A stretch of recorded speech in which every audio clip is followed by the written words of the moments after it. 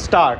In the circumstances, this court is of further view that by filing of criminal complaint, a dispute of purely civil nature is given a cloak of criminality with intention to pressurize the applicant and his wife to bring them to his own terms and to enforce obligations arising out of breach of contract touching commercial transactions instead of approaching civil court with a view to realize money at the earliest. As such, by allowing continuance of complaint and consequential proceedings relating to it would amount to abuse of process of court and to prevent the same, it is just and expedient in the interest of justice to quash the same by exercising inherent power of this court under section 482 CRPC.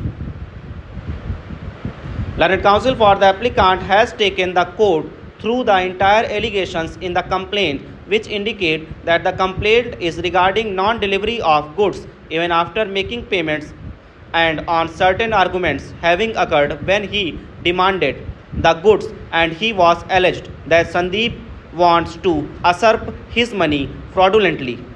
which is purely a case of civil dispute between the parties based on various commercial transactions during course of business, for which remedy lies before the civil court by filing of appropriate suit.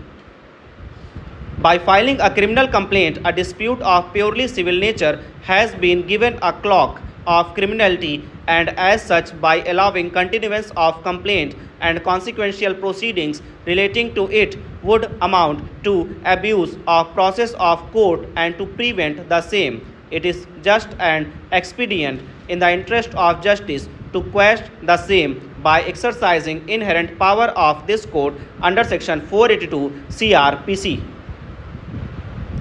The learned counsel for the applicant has next submitted that besides the fact that there is absolutely no allegation against the applicant Sanjay Gulati, son of Sri Mahendra Gulati, proprietor of Sandeep Traders,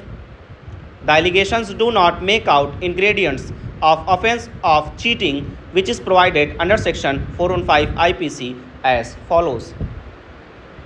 Whoever by deceiving any person fraudulently or dishonestly induces the person so deceived to deliver any property to any person or to consent that any person shall retain any property or intentionally induces the person so deceived to do or omit to do anything which he would not do or omit if he were not so deceived, and which act or omission causes or is likely to cause damage or harm to that person in body, mind, reputation, or property is said to cheat.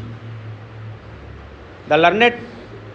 counsel for the applicant has placed reliance on a judgment of this court in the case of Lawrence D. Suja versus State of UP and another, reported in 2017, in which this court has explained the essential ingredients of the offence of cheating in the following words. From a perusal of the record, it is evident that the opposite party number 2 claims that he was doing business with the applicant since long and in a routine manner. The instant business transaction was almost made mens rea or the guilty mind at the time of making inducement is a necessary ingredient of the offence of cheating. Therefore, it cannot be said that there was any dishonest intention on the part of the accused applicant at the time when the parties entered into the transaction. On the basis of allegations made in the complaint, it cannot be said that section 420 of IPC is attracted in the present case.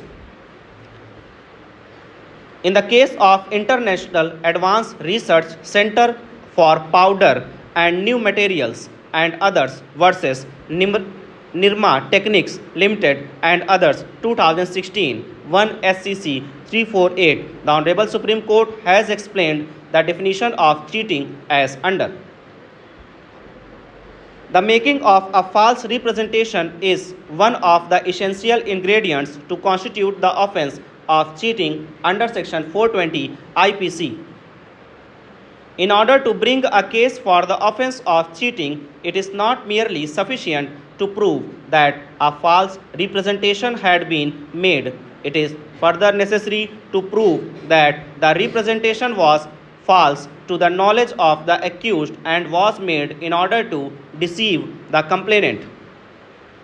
If it is established that the intention of the accused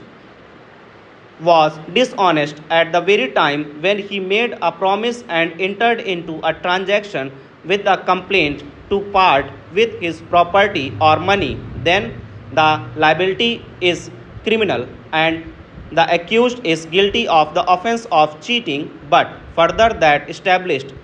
that a representation was made by the accused was subsequently not being kept, criminal liability cannot be foisted on the accused, and the only right which the complainant acquires is the remedy for breach of contract in a civil court. Mere breach of contract cannot give rise to criminal prosecution for cheating, and criminal liability should not be produced in disobedience of civil nature. In Anil Mahajan versus Bhor Industries Limited and another 2005, the Honorable Supreme Court has drawn a distinction between a breach of contract and cheating in the following words. A distinction has to be kept in mind between mere breach of contract and the offense of cheating. It depends upon the intention of the accused at the time of inducement. The subsequent conduct is not the sole test. Mere breach of contract cannot give rise to criminal prosecution for cheating unless fraudulent, dishonest intention is shown at the beginning of the transaction. According to the Honorable Apex Court, the substance of complaint is to be seen.